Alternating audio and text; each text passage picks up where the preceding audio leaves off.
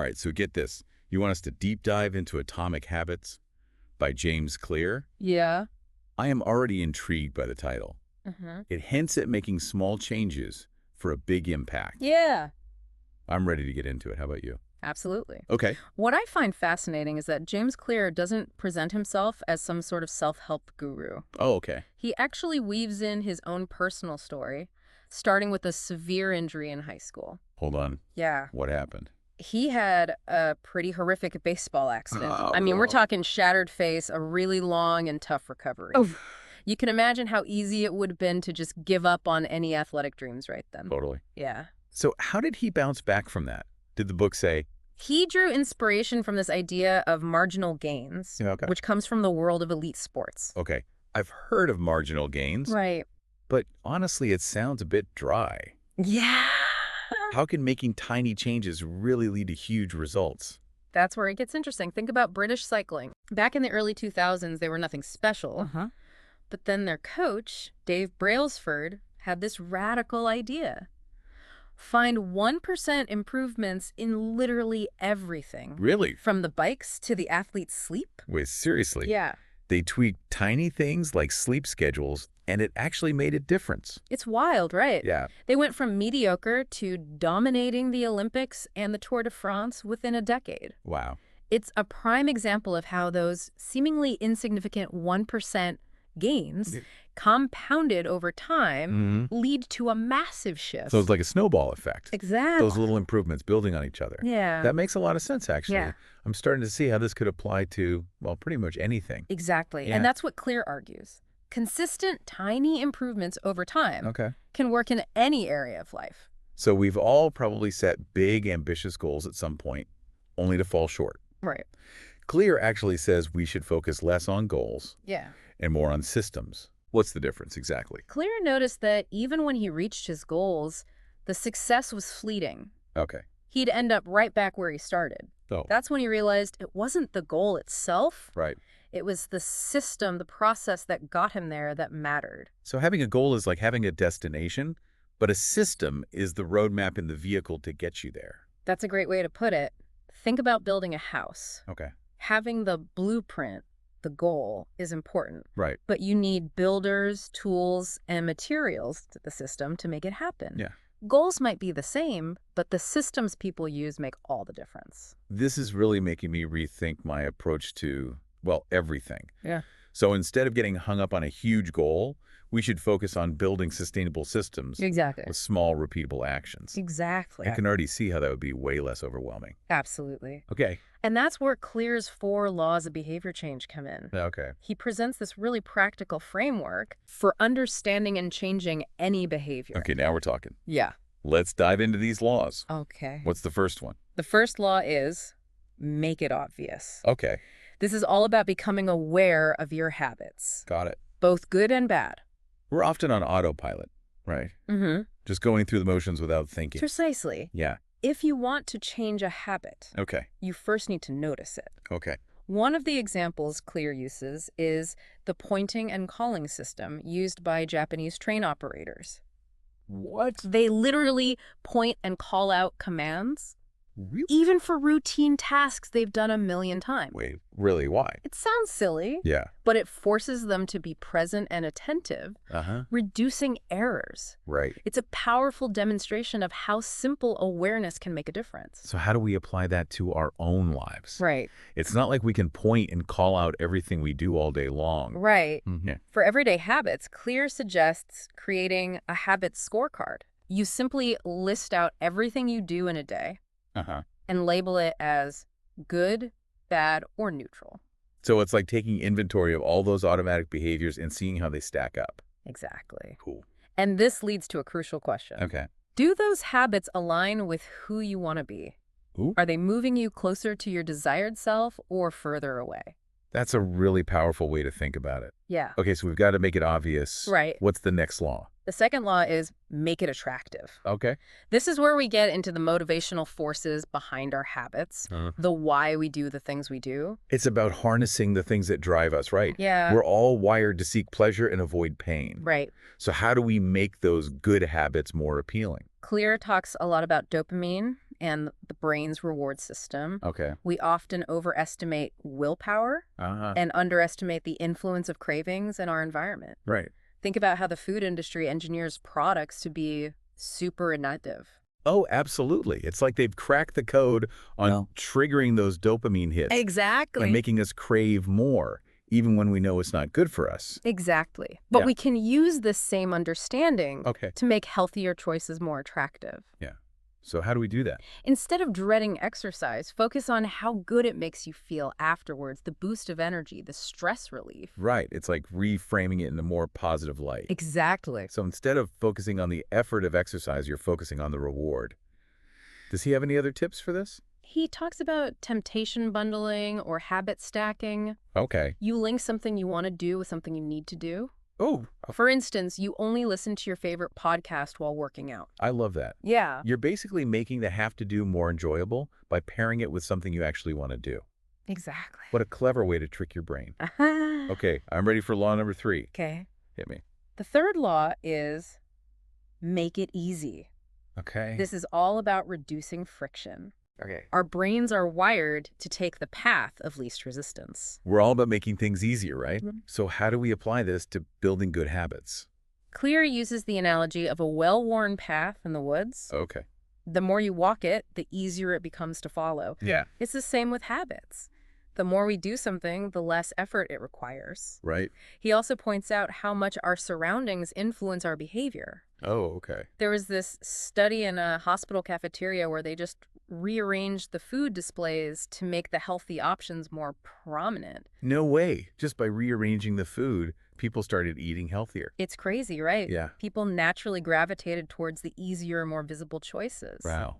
It's a powerful lesson in how we can design our environments to encourage good habits Right. and discourage bad ones. So instead of relying on willpower, we can set ourselves up for success by tweaking our environment.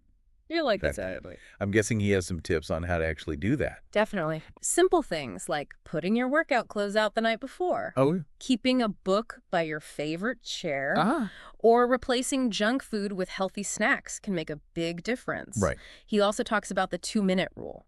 Ooh, what's that? It's a strategy for overcoming that initial resistance to starting a new habit. Okay. You break any habit down into a version that takes less than 2 minutes to do.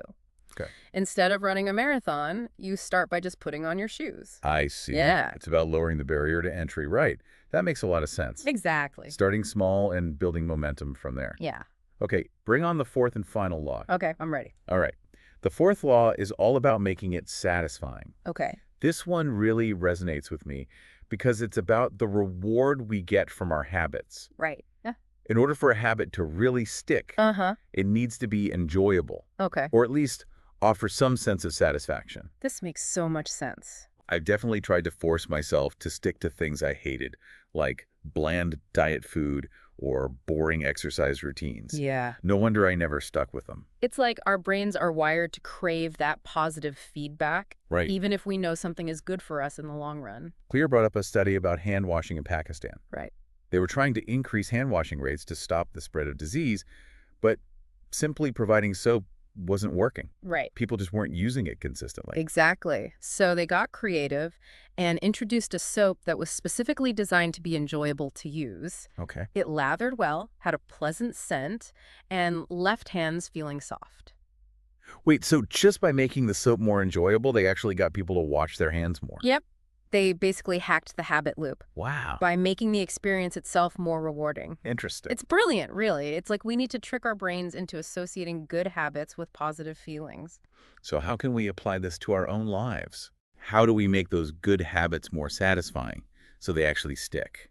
Clear suggests incorporating small rewards that you genuinely enjoy. Okay. It doesn't have to be anything major. Uh-huh. Maybe you listen to your favorite music while exercising. Okay. Or treat yourself to a healthy but delicious snack after a productive work session. Right. It's about finding those little things that make the experience more enjoyable. I like that. I Ah. can definitely see myself using that. Yeah. He also talks about something called a habit tracker. Yes. Okay. Yeah. Habit trackers can be really powerful. Wow. Something as simple as marking an X on a calendar each day you stick to your habit creates a visual representation of your progress. Oh, I see. So it's kind of like those don't break the chain challenges. Exactly. It's oddly satisfying to see that string of successes. Yeah. It taps into our desire for consistency and makes us less likely to want to break that streak. I see. Now, we've covered the 4 laws for building good habits, Nice. but Clear also outlines 4 inverted laws for breaking bad habits. Wait, what do you mean by inverted? It's basically taking the 4 laws we just talked about Oh, okay. and flipping them. Okay. So, for instance, Uh,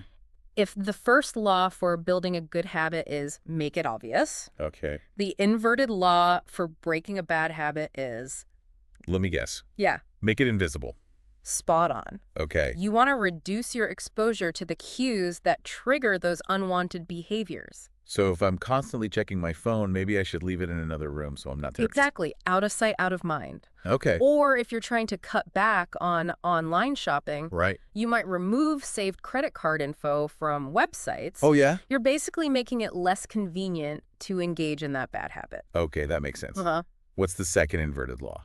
Make it unattractive. Okay. Instead of focusing on that short-term pleasure a bad habit might provide, Okay. you emphasize the negative consequences. Oh, interesting. Yeah. So instead of thinking about how good that donut tastes, I might remind myself of how sluggish I'll feel afterward. Precisely. Okay. Or if you're trying to quit smoking, Right. focus on how much healthier and more energetic you'll be. Yeah. It's about shifting your perspective to make the bad habit less appealing. I'm starting to see a pattern here. Yeah. What's the third inverted law? Make it difficult. Okay.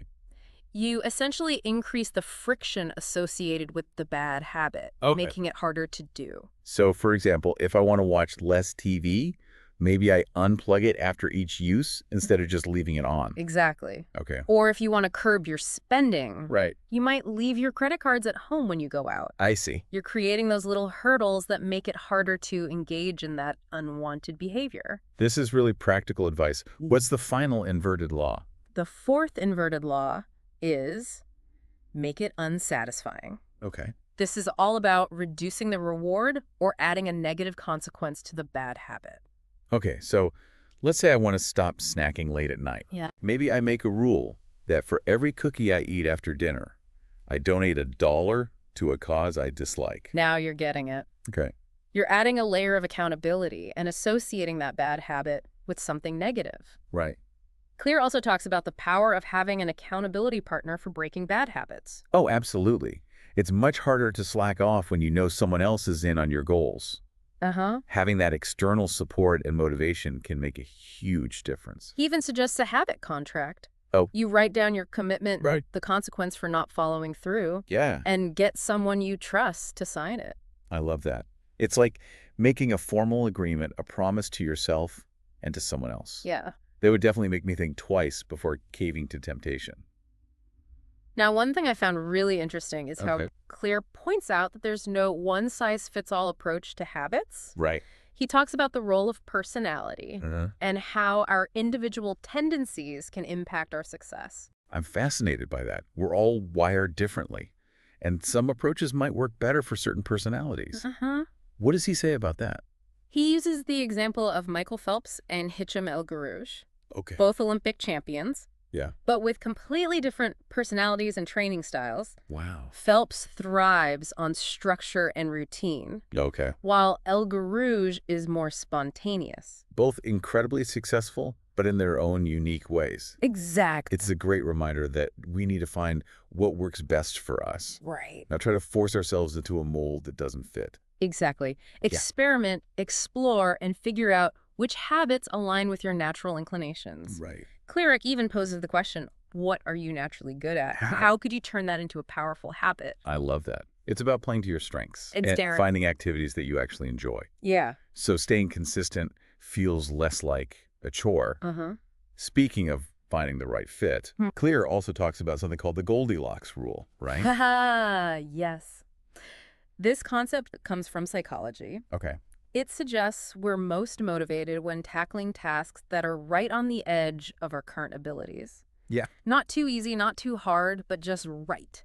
Like finding that sweet spot, that perfect challenge level where you're engaged and growing, Exactly. but not completely overwhelmed. Precisely. It's like that feeling of getting completely absorbed in a video game that's perfectly challenging. Yeah. If it's too easy, we get bored. Right. If it's too hard, we get frustrated. Uh-huh. But when it's just right, we enter that flow state. It's about finding that zone where we can really stretch our abilities without getting discouraged. Yeah. So this applies to learning new skills, Yeah. right? But could it also apply to something like building good habits? Absolutely. Yeah. It's about finding the right level of challenge within those habits as well. Right. If we set the bar too high, Uh-huh. we're likely to give up. Yeah. But if we start with something manageable and gradually increase the difficulty, Okay. we can stay motivated and make consistent progress. Clears also uses the example of comedian Chris Rock's joke testing process, right? Yes. Rock is known for his polished routines. Yeah. But behind the scenes, he spends countless hours honing his material. Right. He performs at small clubs over and over, Oh, wow. trying out different jokes, observing the audience's reactions, and refining his act until it's perfect. That's amazing. It's a great example of how mastery requires consistent effort. Yeah. Even when it's not glamorous or exciting. Uh-huh. It's about embracing that process of continuous improvement, Exactly. putting in the work, Yeah. and constantly striving to get better. Right. And that brings up an important question for the listener. How can you make your practice more deliberate? Yeah. Are you just repeating the same mistakes? Mm-hmm. Or are you actively seeking ways to improve? That's a good question. I think Clear's emphasis on reflection and review plays a big role here, right? Yeah. It's not enough to just go through the motions. Right. We need to take the time to step back and analyze our progress. Absolutely. Whether it's through journaling, tracking your progress, or getting feedback from others, Yeah. having some way to assess your performance is crucial. Right. Clear suggests scheduling regular integrity reports where you ask yourself key questions. Well. Like, what are my core values? How am I living in accordance with them? How can I set a higher standard in the future? It's like holding yourself accountable and making sure your actions are aligned with your values and goals. Uh-huh. I really like that idea. He also suggests an annual review, right? Yes. It's taking time to reflect on the past year, Okay. identifying what went well, Yeah. what could have gone better, Right. and what you learned along the way. It's a powerful way to prevent that gradual slide Right. that can happen when we're not paying attention. Exactly. It's about course correcting and making sure your habits are still serving you well. Yeah. This whole idea of reflection and review is so important. Uh-huh. Yet it's something I often neglect. Yeah. It's so easy to get caught up in the day-to-day that we forget to pause and take stock of where we're headed. It's true, but taking the time to reflect on your habits and make adjustments as needed is crucial for long-term growth and fulfillment. You know, I think it's interesting that Clear ties the concept of happiness into habit formation. Oh, yeah. It's not a topic that's usually addressed in self-help books. Right. What does he say about it? He offers a unique perspective on happiness. Okay. He actually suggests it's the absence of desire. Really? Yeah. So it's not about achieving some external goal, acquiring things, or chasing that next high. Yeah. It's more about being content with what is. Exactly. Wow. He argues that when we don't feel a strong desire to change our state, Uh-huh. we're content. Right. It's about accepting the present moment without craving something else. I've never thought about it that way. Uh-huh. That's a really profound idea. Yeah. So where do our habits fit into this idea of happiness? Clear believes our habits can either lead us toward happiness or away from it, Okay. depending on whether they align with our values and desired identity. Right. If our habits are consistently making us feel stressed, guilty, or unfulfilled, Yeah. that inner peace is going to be much harder to find. But if we're cultivating habits that support our well-being, help us grow, and bring us joy, Right. we're much more likely to experience contentment. It's like those positive habits create a foundation for lasting happiness. Exactly. Yeah. Our habits play a crucial role in shaping not just our actions, but also our emotional state. Right. Claire doesn't offer a specific list of happiness habits, Okay. but he suggests that those that foster connection, meaning, and purpose tend to be the most fulfilling. This reminds me of something I heard Right. recently. Yeah. It's not about chasing happiness. It's about creating the conditions for happiness to arise naturally. Right. It sounds like building those positive habits is a key part of creating those conditions. He also emphasizes the importance of gratitude, Right. regularly taking time to appreciate the good things in your life. Yeah. Whether through journaling or simply pausing for a moment of reflection, can shift your focus away from what you lack and towards what you have. It's like actively cultivating a sense of contentment and appreciation for the present moment. Yeah. I really love that idea. He also talks about the power of mindfulness. Right. Being present and aware of your thoughts, feelings, and sensations can bring a sense of calm and peace. Mm-hmm.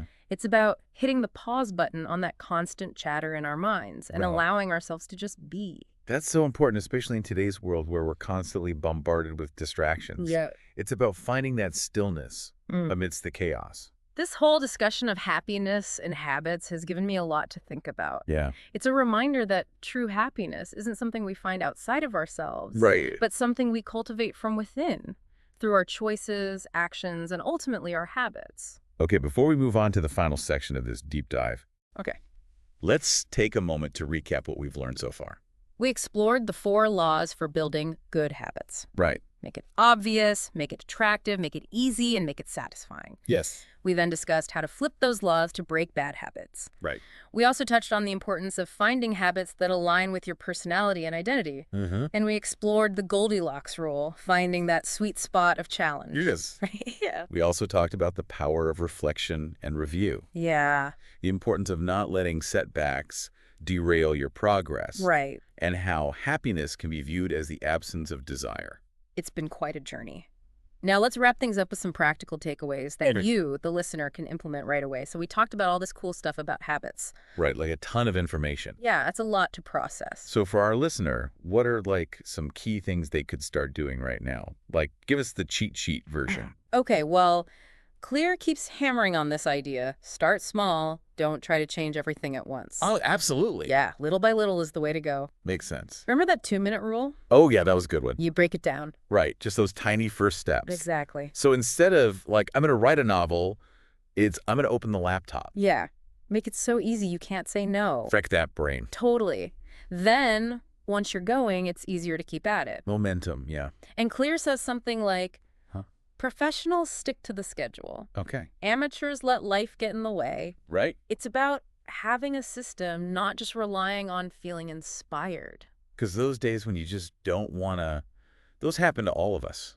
Oh, for sure. But if it's already part of your routine, Yeah, it's built in. makes it way easier to stay on track. And that's where the 4 laws come in. Right. Obvious, attractive, Easy, satisfying. yeah, stacking the deck in your favor. Totally. Clear is also realistic, like breaking bad habits, IS tough. For sure. He's not saying be perfect, but have a plan for when you mess up.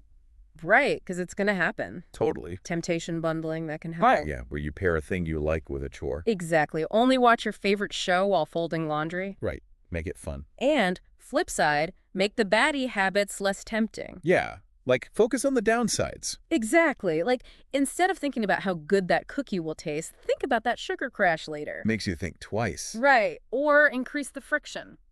Okay, like unsubscribe from those email lists that tempt you. Yeah. Out of sight, out of mind. Now, this whole identity thing, Oh, yeah. that was deep. It's not just changing what you do, it's changing what you believe about yourself. Like, I'm the kind of person who... Exactly. If you want to write, you got to become a writer in your head first. Then every little action supports that. It's powerful stuff. And this Goldilocks rule, man, I could talk about this forever. It is fascinating. It's about finding the right level of challenge. Not too easy, not too hard, but just there, right? Keeps you engaged. And that sweet spot changes over time, too. Got to keep adjusting. Right, what was hard becomes easier. Got to level up. Totally.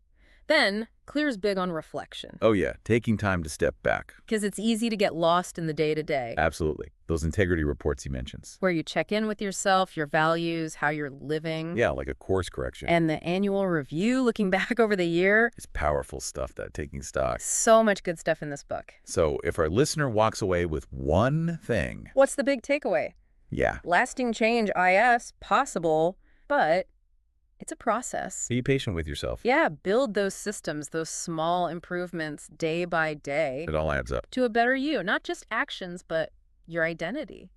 How you feel about yourself. Atomic Habits is a roadmap. It's not just about doing more, it's about becoming more. I love that. So go out there, pick one habit, start small, be kind to yourself. We're rooting for you.